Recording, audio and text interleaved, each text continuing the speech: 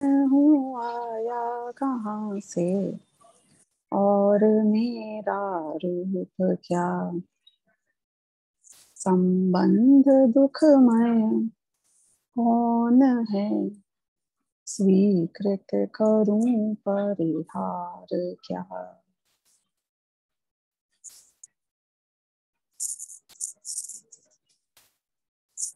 आज का जो विषय है ये बहुत गंभीर है। आज का विषय है सर्वज्ञता। इसे गंभीर मैं इसलिए भी कह रही हूं क्योंकि हम वो छोटे से बच्चे हैं जिसके नन्हे मुन्ने से इतने से हाथ होते हैं। उससे कोई पूछे कि बताना वो वो बिल्डिंग तुमने जो देखी वो कितनी बड़ी थी, वो समुंदर जो तुमने देखा वो कितना बड़ा था, तो वो छोटा सा बच्चा अपने नन्हे मुन्ने से हाथों को यूं फैलाता है, जितने पीछे और ऊपर तक खींच सकते हैं उतना खींचता है उन हाथों को और कहता है कि इतने बड़े थे। इसका मतलब ये है कि जैसे वो एक नन्हा सा बालक उस समुंदर को अपने हाथ से नापने जाए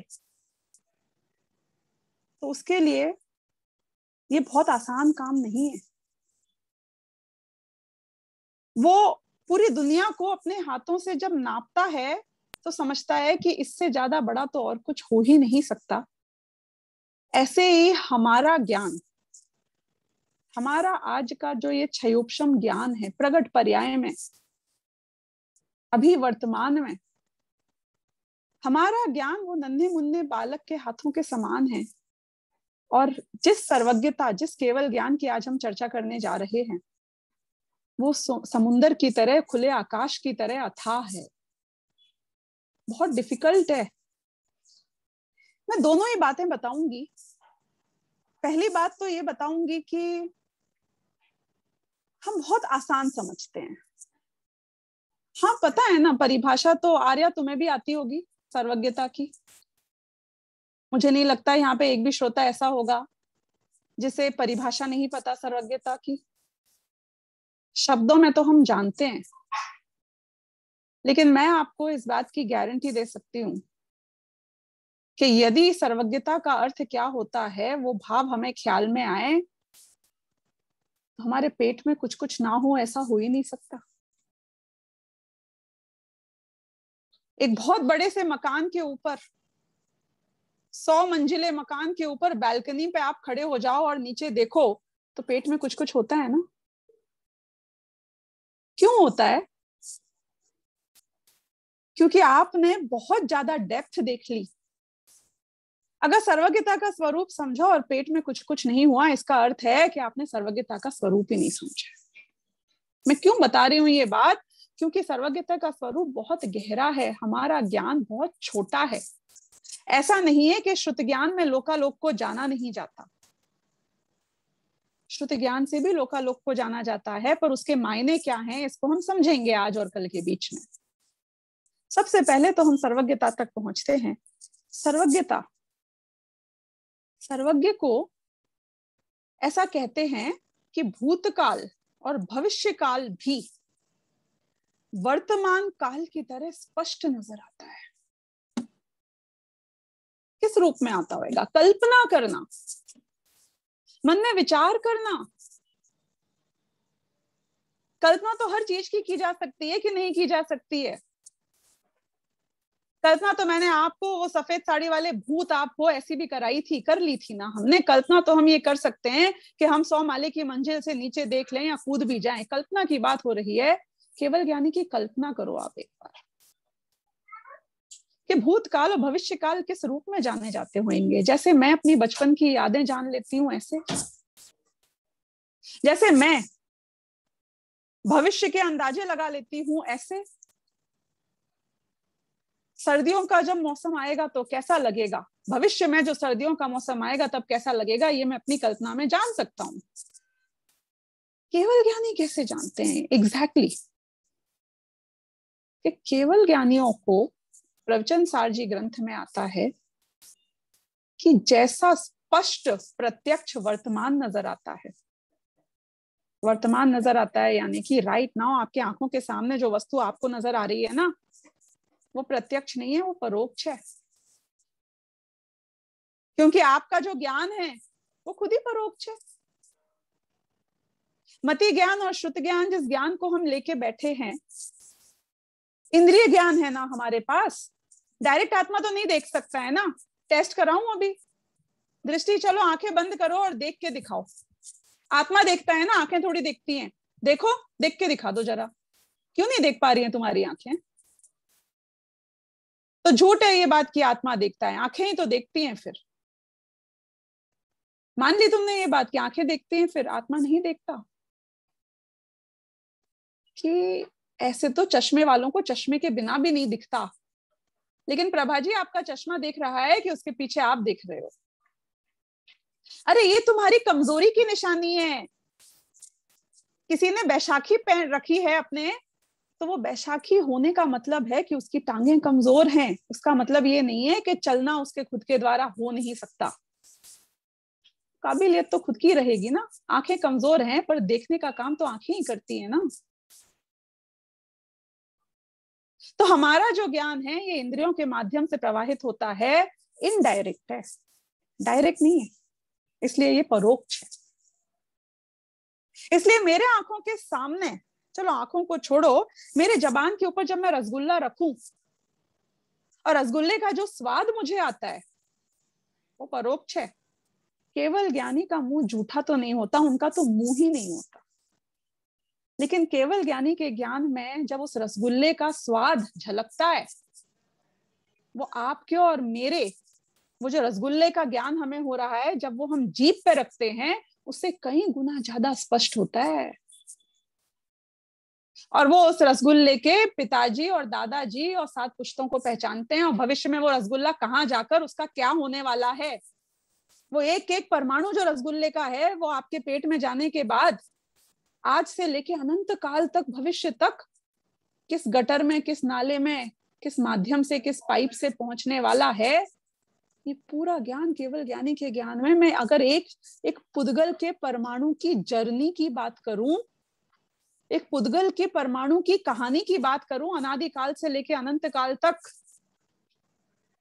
कितनी रिच है वो कहानी, नहीं? अरे जीव तक नहीं आई हूं मैं, अभी तो पुद्गल के परमाणु पे अटकी हुई हूं। एक जीव की कहानी की बात करो, अनादि काल से लेके अनंत काल तक, कितनी वैरायटी है। ऐसे एक जीव की नहीं, अनंतों जीव की।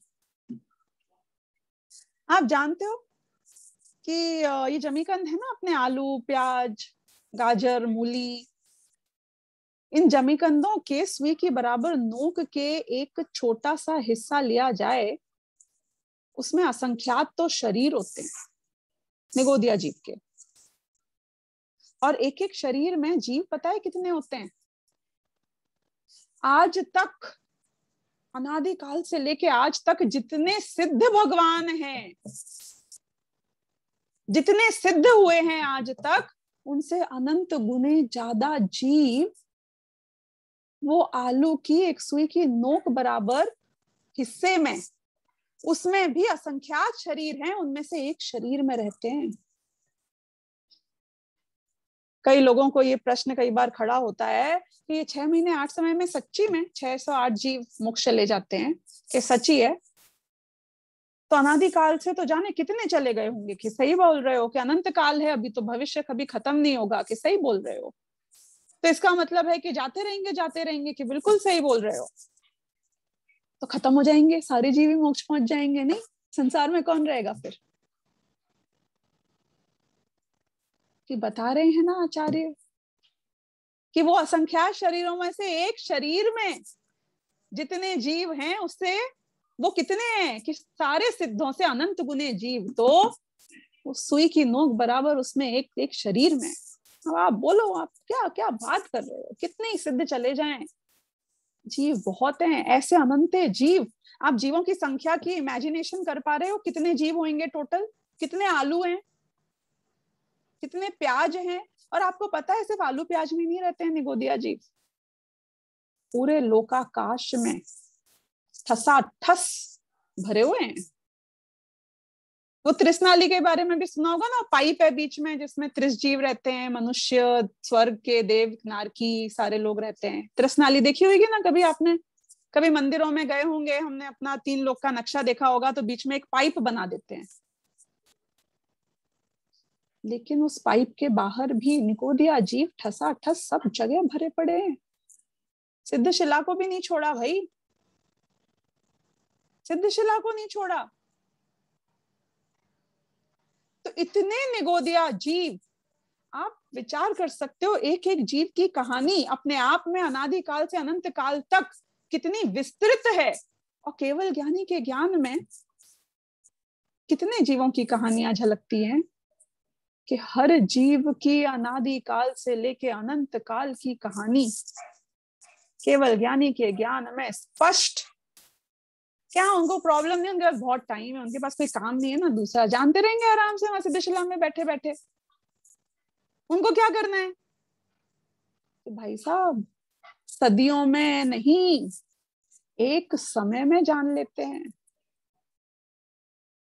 एक समय में जान लेते हैं। चलो एक बात बताओ, कभी फोटो खींची है तुमने? प्रियांशु, फोटो खींचना आती होगी ना? आजकल 5 साल का बच्चा भी बोले फोटो खींचनी नहीं आती है तो झूठ बोलता है। फोटो खींचो तुम, एक पहाड़ पे जाके खूब बढ़िया फोटो खींचो, उस फोटो में पूरी सीनरी, हर पेड़, हर पौधा, हर पत्ता, हर इंसान, हर मकान, सब स्पष्ट आता है कि नहीं आता है एक साथ एक समय में? अरे जब एक कैमरे में इतनी काबिलियत है कि वर्तमान काल के एक शॉट में इतनी सारी चीजों के इतने विशेषों सहित ग्रहण कर सकता है, तो केवल ज्ञानी का ज्ञान एक साथ ग्रहण नहीं कर सकता होगा? तुम्हारी प्रॉब्लम ये है कि तुम नादान बालक हो और तुम अपने हाथों से नापना चाहते हो केवल ज्ञान को। नहीं, हम तो ना जब एक पेड़ देखते हैं तो दूसरा पेड़ नजर नहीं आता, एक आदमी को ध्यान से देखते हैं दूसरा आदमी नजर नहीं आता, जब सबको ऊपर से देखते हैं तो सबको डिटेल में नहीं देख पाते हैं, डिटेल से देखते हैं तो ऊपर से नहीं देख पाते हैं। तुम्हें पता है तुम्हारी क्या प्रॉब्लम है? तुम्हारा जो ये मति ज्ञान नाम का ज्ञान है ना, ये जो इंद्रियों से होता है, ये ना 4 स्टेप प्रोसेस है। 4 स्टेप प्रोसेस है मतलब, अरे भाई साहब पहले तो इसमें दर्शन होता है, समझो ज्ञान होने से पहले पहले तैयारी होती है जानने की, फिर उसके बाद में अवग्रह होता है, फिर उसके बाद में ईहा होता है, फिर उसके बाद में अवाय होता है। तब तो हमारी मोटी बुद्धि में समझ में आता है कि सामने हो क्या रहा है। और थोड़ा सा आगे निकल जाओ, मतलब हमारे जैसे लोगों की तो धारणा भी नहीं हो पाती है, लेकिन थोड़े बहुत होशियार लोग हैं तो थोड़ी बहुत धारणा उनकी रह जाती है। कितना मतलब, हम तो जब तक जान पाते हैं ना तब तक तो हमारा वर्तमान भूतकाल में बदल गया होता है, नहीं? जिस सेकंड में हम बोलते हैं ना, मैं आपसे पूछूं चलो मुझे समय बताओ, मैं आपको झूठा सिद्ध करूंगी, एग्जैक्टली क्या टाइम हो रहा है सेकंड्स के साथ बताना। 2:45 और कितने सेकंड? बोलो बोलो बोलो। जितनी देर में आप बोलोगे ना उतनी देर में वो भूतकाल हो जाएगा। मतलब कितनी स्लो प्रोसेसिंग है हमारी, हम जाने कौन से आदम बाबा के जमाने के कंप्यूटर है, नहीं? एक सीन के बाद दूसरा सीन आने में सदियां बीत जाती हैं। केवल ज्ञानी का काम ऐसे नहीं होता है। बैलगाड़ी के युग के जीव हो तुम, तुम्हें हम सुपरसैनिक जेट का जमाना दिखा रहे हैं, तुमको विश्वास कैसे हो जाएगा कि कोई चीज उड़ती भी है क्या? टोडरमल जी के जमाने में हम बात करते, जहां एक जयपुर से लेके मूडबिद्री तक जाने में कितने कालू राम और वो 2 या 3 जन की तो मृत्यु हो गई रास्ते में, साल भर लग गया, 2-3 साल तक फंडिंग करानी पड़ी इतने लोगों की। मतलब आपको यदि ऐसी बातें करें तो आपको विश्वास नहीं होता कि ऐसा भी जमाना था। और उन लोगों से बात करें आज के जमाने की कि जयपुर से मूडबिद्री आप तो 1.5 घंटे में पहुंच जाओगे, और प्राइवेट जेट हो तो ऐसी ऐसी बातें करें तो विश्वास नहीं होगा ना। ऐसे ही हमारे जैसे बैलगाड़ी के युग के लोगों से केवल ज्ञान की बात करते हैं, हमें विश्वास नहीं होता है। पर तू एक बात समझना, अपने ज्ञान में ओवर कॉन्फिडेंस में मत आ जाना। इसलिए यदि आप देखें सामान्य जगत में भी ऐसा कहा जाता है कि जब तक विनय नहीं होगी तब तक ज्ञान ग्रहण नहीं हो सकता। ये विनय क्यों चाहिए? क्योंकि हम में से 99% लोग तो हमें सब पता है, हम तो सिर्फ ये देखने आ रहे हैं कि सामने वाले में दम है कि नहीं है जो समझाने की कोशिश कर रहा है। हमें तो पता है सर्वज्ञता की बात बताएंगे ये, हम सुना दें, आप बोलो, हम ही बता देंगे सर्वज्ञता क्या होती है। ऐसा हम शास्त्र लेके बैठते हैं, हमें सब पता है। होता क्या है कि हमारा दिमाग का फिल्टर जब ये मान लेता है कि हमें सब पता है तो वो नया ग्रहण नहीं कर पाता है। फिल्टर भी हो ना, यदि उसमें कुछ अटका हुआ हो तो पानी छनेगा नहीं, है ना। अपने दिमाग में इतना कचरा अटका हुआ है कि जो जिनवाणी हमसे बात कहती है वो घुस ही नहीं पाती है अंदर तक, क्योंकि हमें तो सब पता है ना। मैं इस चीज के लिए ये बोल रही हूं कि विनय के बिना, इस विश्वास के बिना, इस हम्बलनेस के बिना ऐसा भी पॉसिबल है, मेरे ज्ञान में तो नहीं आता कि ऐसा हो सकता है। तो ये तुम्हारे ज्ञान की प्रॉब्लम है ना। ये किसकी प्रॉब्लम है? ये हमारे ज्ञान की प्रॉब्लम है कि हमारे ज्ञान में समझ नहीं आ रहा है, हमारे ज्ञान में लॉजिक नहीं बैठ रहा है। ये वस्तु व्यवस्था की प्रॉब्लम नहीं है, फैक्ट तो जो है वो है। तुमको अग्नि गर्म नहीं समझ में आती है तो हम क्या करें? हाथ डाल दो, तुम डाल ही रहे हो अनादिकाल से, क्या करें? इतना ही बोल सकते हैं। तो अब केवल ज्ञानी की बात चल रही है। कैसा है ये केवल ज्ञान कि इतने जीवों को, कितने तो जीव बता दिए अभी अभी आपने हमको। और डराऊं आपको थोड़ा सा, एक एक पुद्गल परमाणु को जानते हैं? पुद्गल कितने हैं? जितने जीव हैं उनसे अनंत गुने पुद्गल हैं। एक एक पुद्गल परमाणु की कहानी पता है उनको। और कैसे नजर आती है कि जैसे फोटो में अभी वर्तमान काल में आपके सामने दृश्य नजर आता है। एक दीवार के ऊपर मैं एक कहानी बना दूं, किसकी कहानी चाहिए आप बोलो मुझे? जिसकी पसंद हो आज अपन उसकी फोटो बनाएंगे दीवार के ऊपर। प्रवचन सार जी ग्रंथ में जो बात लिखी है वो समझा रही हूं मैं आपको, ज्ञान तत्व प्रज्ञापन की सारी बात का सार बता रही हूं मैं आपको। ये उदाहरण दिया है दीवार के ऊपर आलेख्याकार का। बोलो किसकी फोटो बनानी है अपने को दीवार पे, बचपन से लेके बुढ़ापे तक की। और कोई नहीं समझ में आता है तो मैं बताती हूँ, भरत चक्रवर्ती की बना देते हैं, आजकल बहुत फेमस है वो, नाम है उनका काफी। भरत चक्रवर्ती के पैदा होने से लेकर उनके मोक्ष जाने तक की कहानी यदि एक दीवार के ऊपर पेंट कर दी जाए, अब आपसे कहा जाए कि आप इस पेंटिंग को देखो, तो भूतकाल और भविष्यकाल की पेंटिंग को आप कैसे देखते हो? वर्तमान की तरह एक समय में देख लेते हो कि नहीं देख लेते हो? हाँ, चलो मैं विमला जी आपकी कहानी बनाती हूँ। हाँ, हम एक दीवार के ऊपर आपके जीवन की कहानी लगाते हैं। आप कितने साल की हैं? 45 होंगे आप? 50? चलो मान लेती हूं मैं, कोई बात नहीं। अब 50 साल की एक व्यक्ति की मैंने बीचों बीच आपका वर्तमान बनाया, आपने यहाँ पे जन्म लिया, वहां से लेके 50वें साल तक की कहानी लेफ्ट साइड पे रखी, और 50 साल से लेके जब तक ये मनुष्य भाव आपका कायम रहेगा उसकी कहानी मैंने 50 के बाद रखी। ठीक है, अब हम इस फोटो को देखें तो क्या मैं 50 साल की विमला जी को देख रही हूँ कि मैंने पैदा हुई से लेके मनुष्य भाव पूरा किया उस पूरी विमला जी को एक साथ देख रही हूँ? एक साथ देख रही हूँ ना, वर्तमान के समान।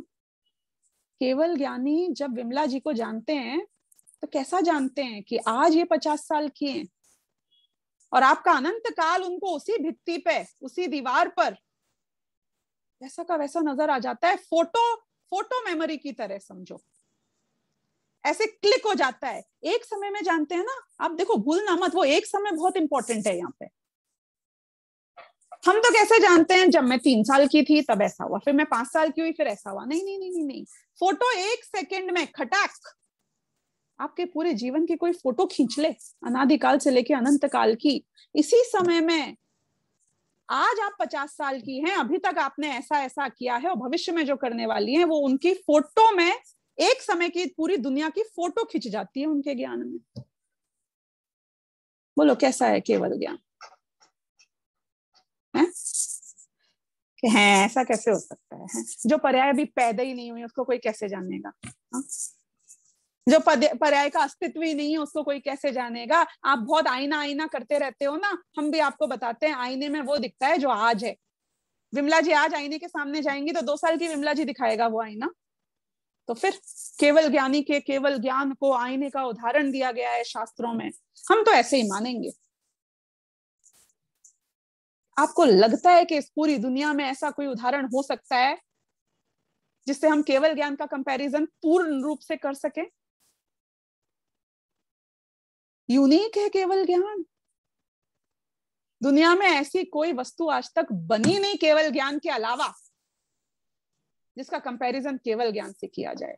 हाँ, मैं आदिनाथ भगवान के केवल ज्ञान से महावीर भगवान के केवल ज्ञान का कंपैरिजन कर सकती हूँ। एक जड़ आईने से एक एक एस्पेक्ट समझा सकते हैं, पूर्ण वस्तु को नहीं समझाया जा सकता।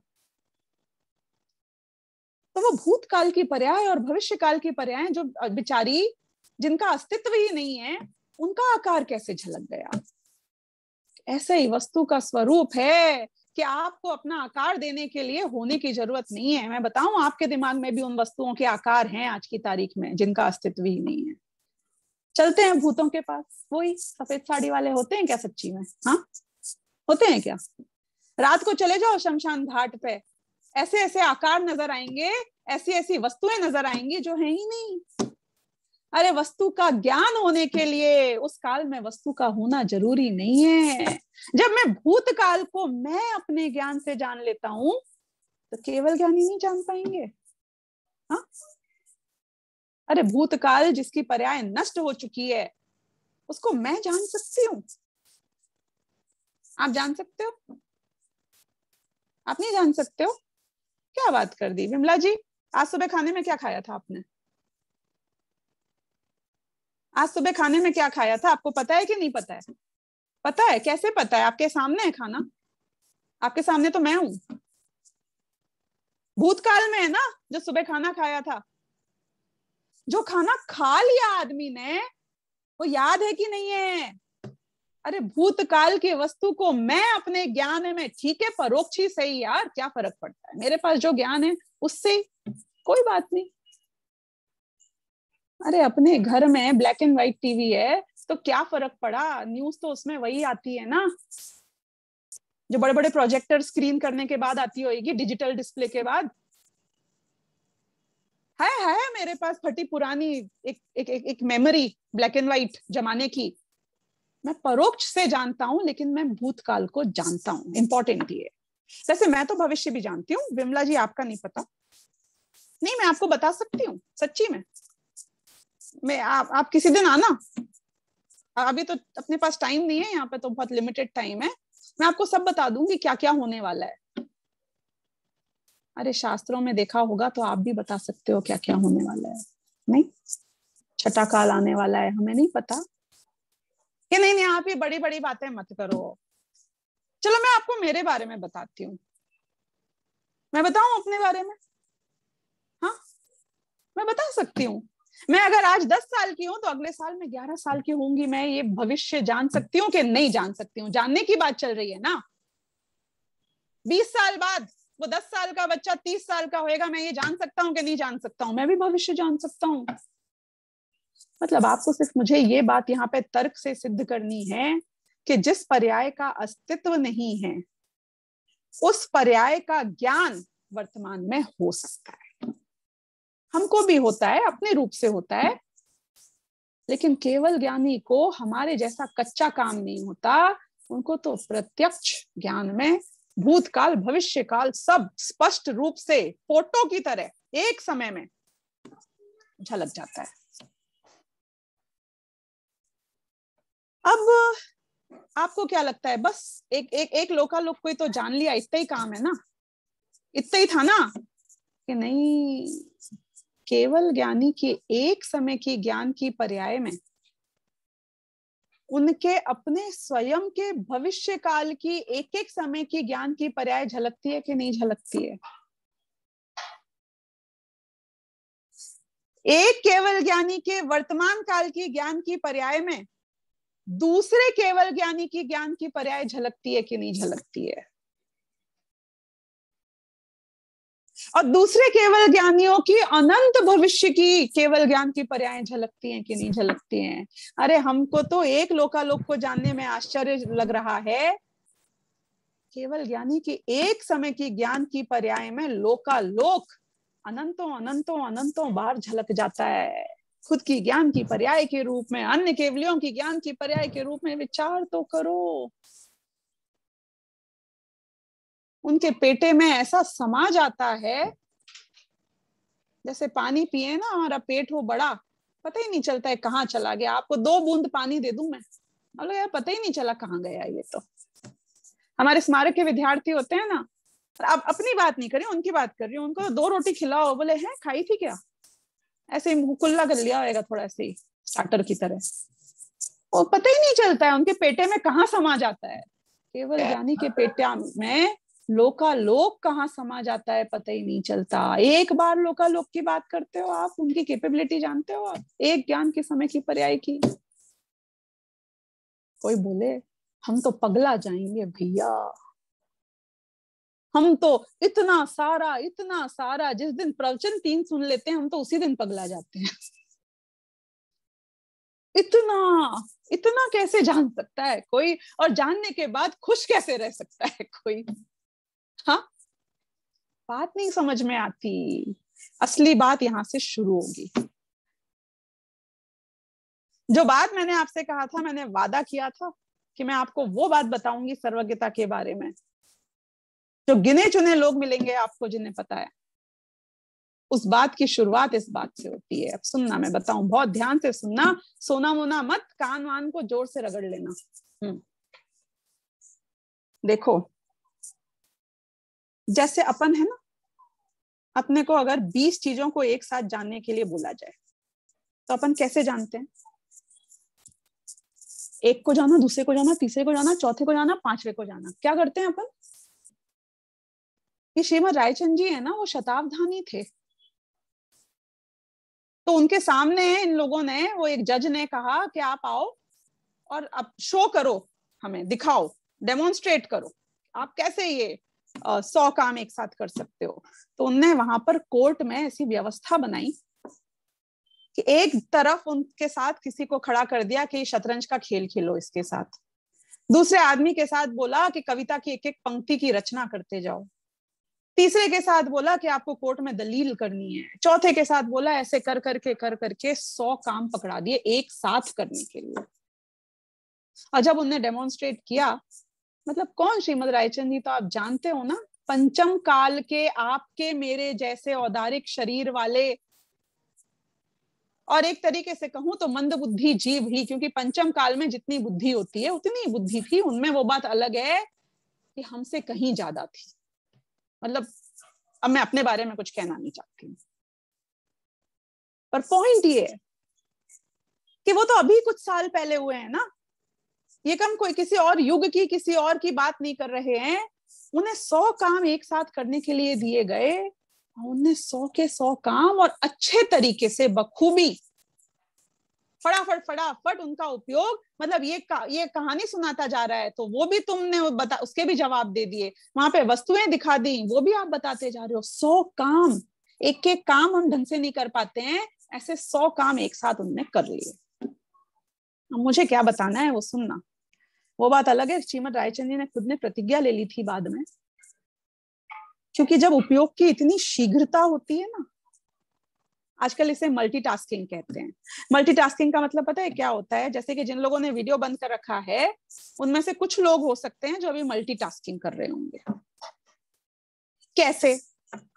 कि कोई शाम के लिए लौकी छील रहा होगा, कोई एक्सरसाइज कर रहा होगा, इसे बोलते हैं मल्टीटास्किंग। मल्टीटास्किंग आपको समझ में आ गया ना? एक साथ 2 4 5 काम निपटा लेना। एक बच्चे को सुला रहा होगा, उसको लोरी भी सुना रहा होगा और ये लोरी भी सुन रहा होगा, सुनते सुनते खुद भी सो जाएगा। मतलब ये मल्टीटास्किंग होती है। और जब हम मल्टीटास्किंग करते हैं तो प्रॉब्लम क्या होती है, और वो प्रॉब्लम श्रीमद रायचंद जी ने भी रियलाइज करी, इसलिए उन्होंने फिर प्रतिज्ञा ले ली। उनको फेमस तो वो बहुत हो रहे थे, प्रसिद्धि बहुत मिल रही थी, लेकिन उन्होंने प्रतिज्ञा ले ली कि मैं आगे से अब अपने ज्ञान को व्यर्थ नहीं करूंगा ये शोज करने में। क्योंकि जब हम 4 जगह 4 काम भी करें ना एक साथ, तो कितनी अशांति होती है अपने दिमाग में। सोचा है? उसका ट्रायल करना है ना, तो मैं बहुत अच्छा ट्रायल करने के लिए बताती हूँ। एक काम करना, कौन दिख रहा है मुझे यहाँ पे? अनिका, तुम करना है ना। एक बार 4 चैनल के ऊपर 4 सीरियल एक साथ देखना। कर सकते हो? नहीं नहीं नहीं, क्या है, 4 मोबाइल अपने सामने रखो, एक एक पे अलग अलग कहानी लगा दो, और चारों की कहानी में कुछ मिस नहीं हो जाए, तुम्हें पता चलता रहे कि कहाँ कहानी आगे बढ़ रही है, ये हमें पता चलता रहे। क्या करोगे? कर सकते हो, ऐसा नहीं है कि नहीं कर सकते हो, पर दिमाग का दही हो जाएगा। क्यों? अभी ये सुना, अरे इसकी सुन, अरे उसकी सुन, ये कर वो कर। अशांति समझ में आ रही है कैसी होती होगी अशांति? वो अशांति श्रीमद रायचंद जी के दिमाग में भी होती होगी जब 100 काम करने बोलते होंगे। वो अशांति हमारी भी होती है जब आप सिर्फ एक चेहरा देखकर, वो वाणी सुनकर, क्योंकि मैं सिर्फ मुंह से नहीं बोल रही हूँ ना, मैं हाथों से बोल रही हूँ, अपने भावों से बोल रही हूँ। मैं जब धीरे धीरे बोल रही हूँ तो मेरे शब्दों में नहीं अटकते हो, आपका दिमाग ओवर टाइम काम करता है, किसी और दुनिया में पहुंचते हो, लॉजिक लगाते हो। जब एक जगह काम करते हो तो 100% वहां काम करते हो।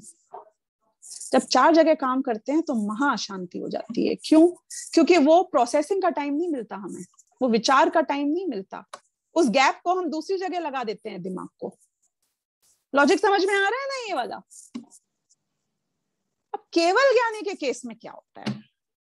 क्योंकि हमें तो 4 काम एक साथ करने हो तो दिमाग का दही हो जाता है। केवल ज्ञानी इतने को जानते हुए भी शांत कैसे रह लेते हैं, ये है प्रश्न।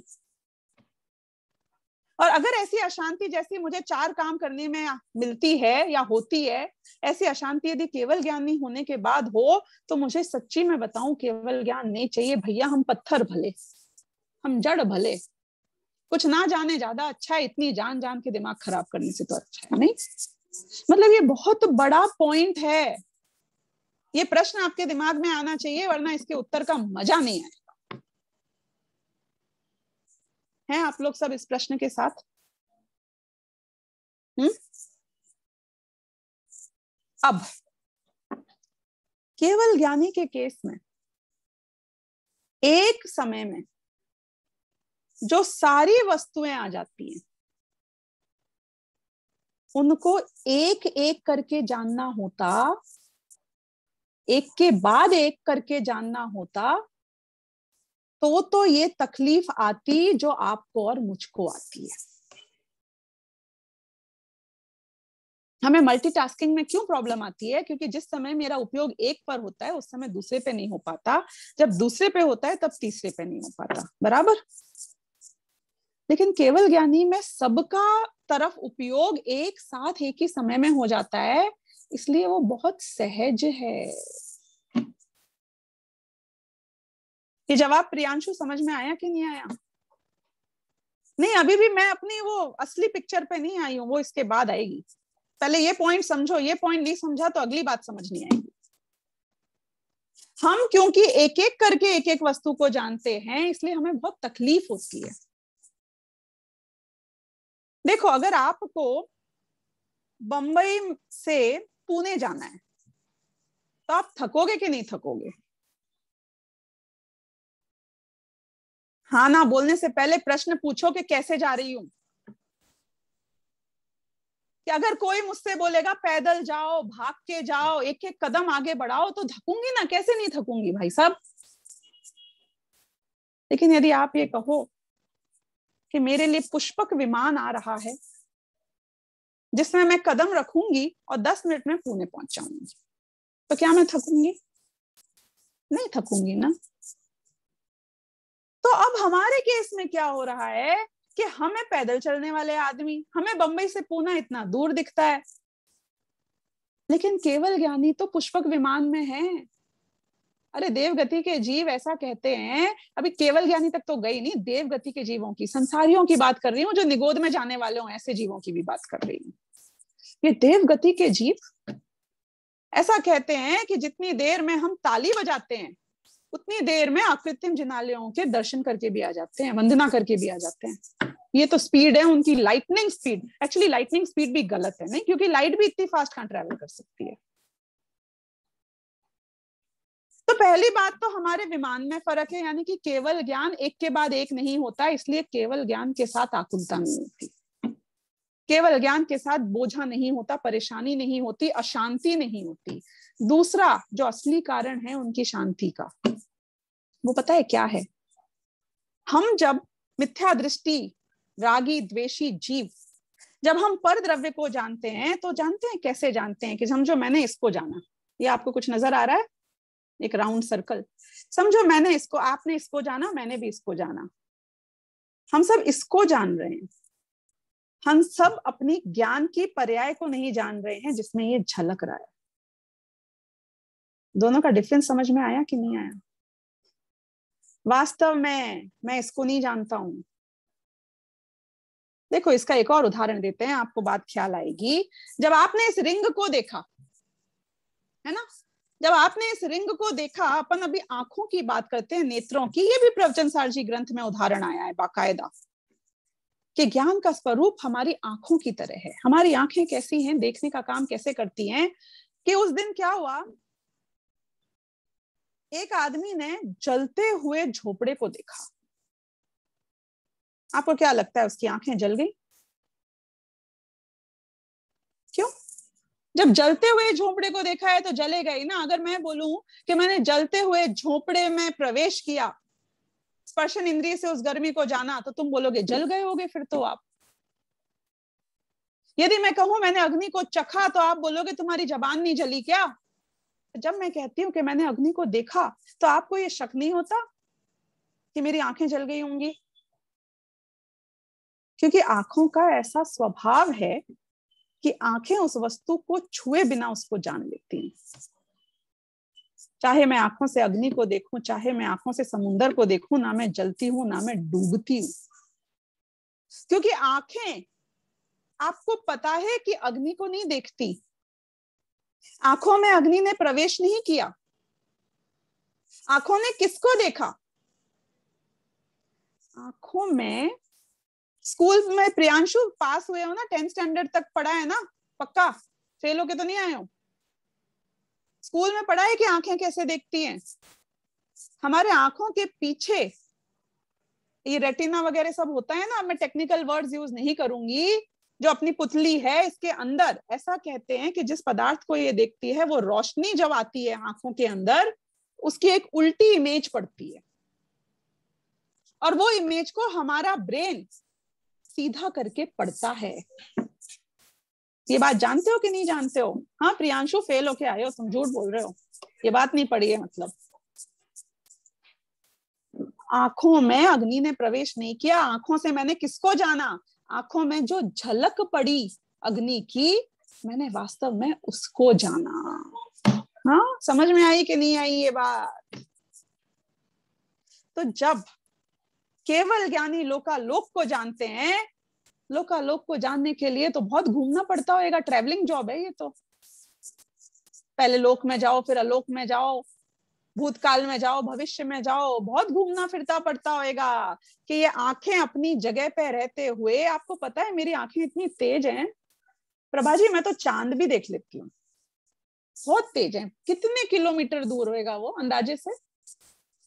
कुछ हजारों लाखों किलोमीटर दूर होना चाहिए। मैं तो तारे भी देख लेती हूँ। इंसान कहते हैं लोग चांद तक ही पहुंच पाया, तारे तक नहीं पहुंच पाया, पर मैं तो पहुंच गई, मैं तो रोज रात को पहुंचती हूँ, क्योंकि मैं अपनी आंखों से तारों को देख लेती हूँ। तो मैं कैसे पहुंची कि तारों की इमेज जो मेरे आंखों में आई, यहां बैठे बैठे मैंने उस इमेज को जान लिया, उस प्रतिरूप को जान लिया। केवल ज्ञानी को अपनी सिद्ध शिला पे जिस जगह पर वो विराजमान है, वहां से लोकालोक को जानने के लिए कहीं जाना थोड़ी है। उनके ज्ञान में सब झलक जाता है, ना वस्तु उनके ज्ञान में प्रवेश करती है, ना केवल ज्ञानी वस्तुओं में प्रवेश करता है। लेकिन वस्तुओं के आकार जो उनके ज्ञान में झलकते हैं, वो अपने ऐसे स्वभाव को प्रति समय जानते हैं। हाँ, इसीलिए ऐसा कहा जाता है कि निश्चय से तो केवल ज्ञानी अपने स्वपर प्रकाशी लोकालोक को जानने वाले स्वभाव को ही जानते हैं। देखो ये बात झूठी नहीं है कि मैंने अग्नि को देखा, कहा तो यही जाएगा कि मैंने अग्नि को देखा। क्योंकि यदि मैंने ये कह दिया ना कि मैंने अपने आंखों में पड़ने वाली इमेज को देखा, तो आपको कैसे पता चलेगा कि मैंने अग्नि को देखा, कि समुंदर को देखा, कि इस रिंग को देखा? कैसे पता चलेगा? हाँ, मुझे नाम तो ऐसे ही लेने पड़ते हैं ना कि अर्चना जी, मृदुला जी। मैं ये बोलूं जो मेरी आंखों में झलक रही है वो जी, तो आप समझ जाओगे मैं किससे बात कर रही हूं। और ये झूठ है क्या? चलो ये भी बता दो, मैंने आपको देखा, ये झूठ है कि ये सच है? हाँ, ये झूठ है कि ये सच है? कि व्यवहार तो झूठा है, तो अर्चना जी मैंने आपको देखा कि नहीं देखा? मैं झूठ बोल रही हूं यहां बैठे बैठे? कि व्यवहार भी सच्चा है, ऐसा झूठा नहीं है व्यवहार, कि ऐसा झूठा नहीं है कि लोकालोक को जाना नहीं होगा। ऐसी थोड़ी महिमा कर रहे हैं, भगवान है ना, अच्छा नहीं लगता है? भगवान भी बोलो और सबको जानते नहीं है, ऐसे बोलो, खुद को जानते हैं ऐसे बोलो, अच्छा लगता है क्या? ऐसा नहीं है, फॉर्मेलिटी नहीं हो रही है। गुरुदेव तो ये कहेंगे कि हम इंसानों से गए गुजरे हैं केवल ज्ञानी। एक निमित्त ज्ञानी भविष्य को जान सकता है, एक ज्योतिष भविष्य को जान सकता है, जिसकी याददाश्त अच्छी हो वो अपने भूतकाल को जान सकता है। और तुम कहते हो कि केवल ज्ञानी लोकालोक को नहीं जानता, सिर्फ अपनी आत्मा को जानता है, क्योंकि वो कैसे जान सकता है? यानी कि हमसे हीन हुए कि हमसे उत्कृष्ट हुए, कि जितना हम जान सकते हैं वो तो इतना भी नहीं जान सकते हैं। इसलिए मैं व्यवहार कहूंगी, लेकिन व्यवहार को सही तरीके से समझना है। अमिताभ बच्चन कुली है उस समय में, ये भी झूठ नहीं है। नंगे पांव हैं, ये भी झूठ नहीं है। व्यवहार ऐसा झूठा नहीं है कि सर्वथा झूठा हो, अपनी अपेक्षा से वो भी सच है। तो केवल ज्ञानी लोकालोक को जानते हैं कि नहीं जानते हैं? कि व्यवहार से कहूं तो लोकालोक को जानते हैं, निश्चय से कहूं तो केवल ज्ञानी वास्तव में उनके अनुभव में किसको जान रहे हैं? कि अपने अनुभव में अपने ऐसे आत्मा को जान रहे हैं जिसमें लोकालोक झलक रहा है।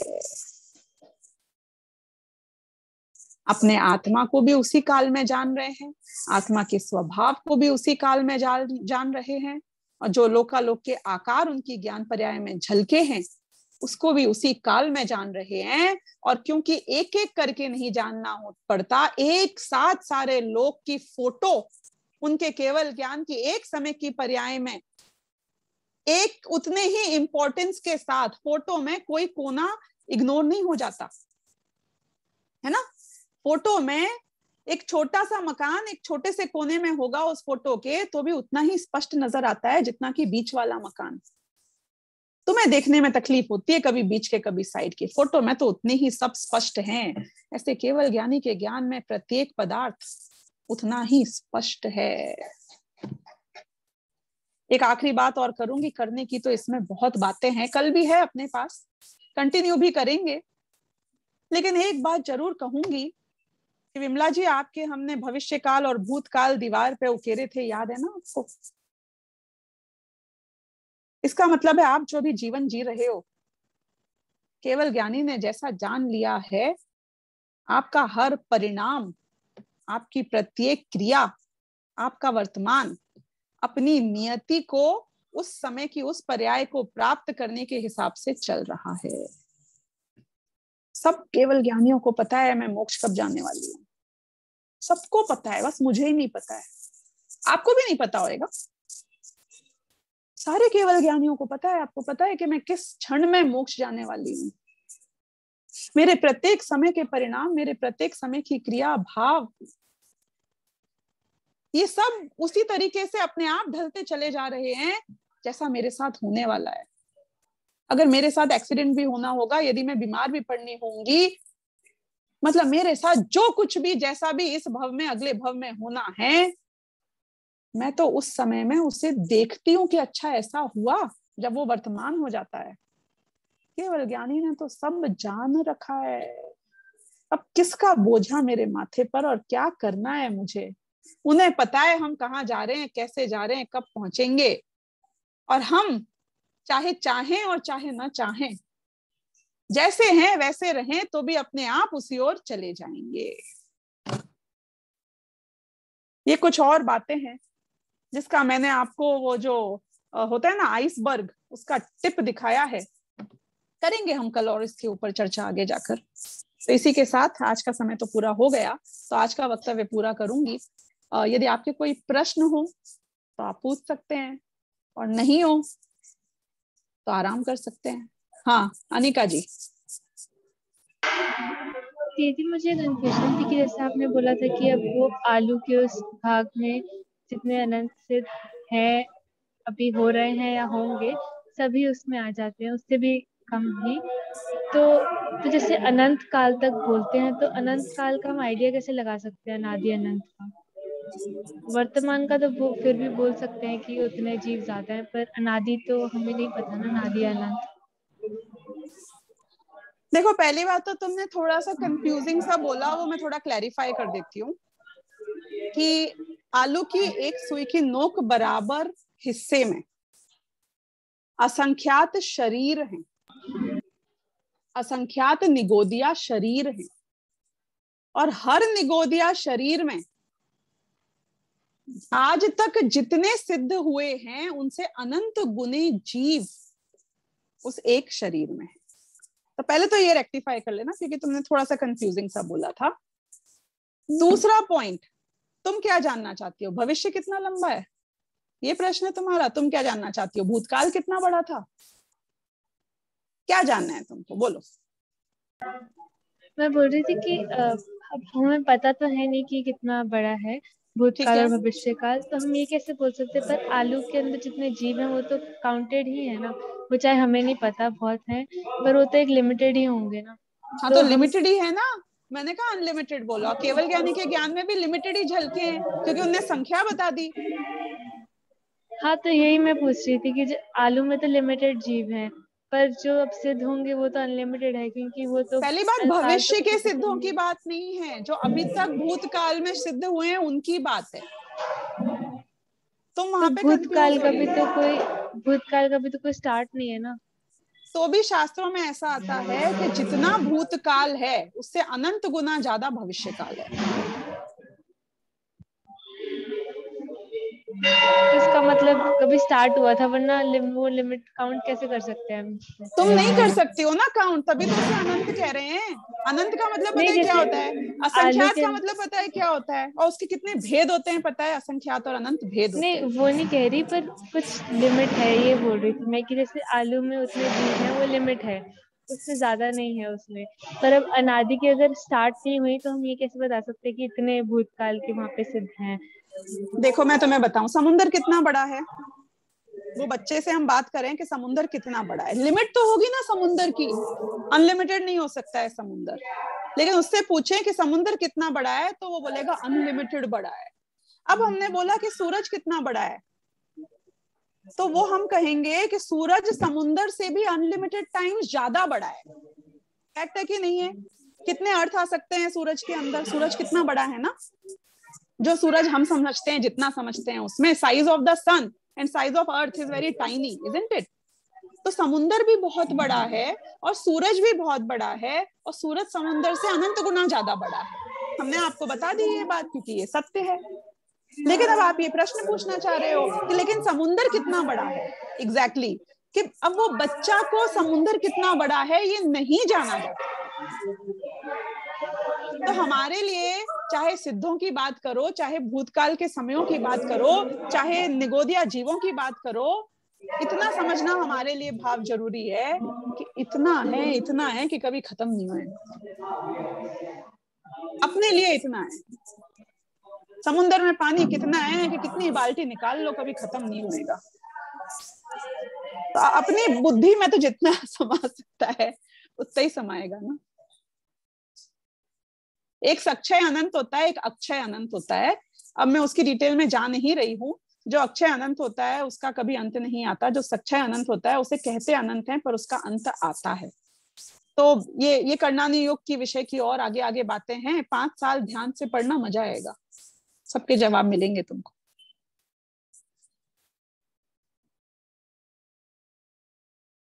चलो, और कोई प्रश्न नहीं है ना? बढ़िया।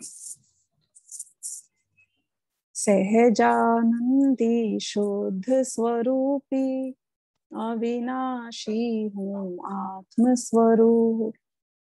सहजानंदी शुद्ध स्वरूपी अविनाशी हूँ आत्म स्वरूप। सहजानंदी शुद्ध स्वरूपी अविनाशी हूँ आत्म स्वरूप। जावाणी के ज्ञान से सूझे लोकालोक, सोवाणी मस्तक नमो सदा देत हूँ ठोक। नवानम का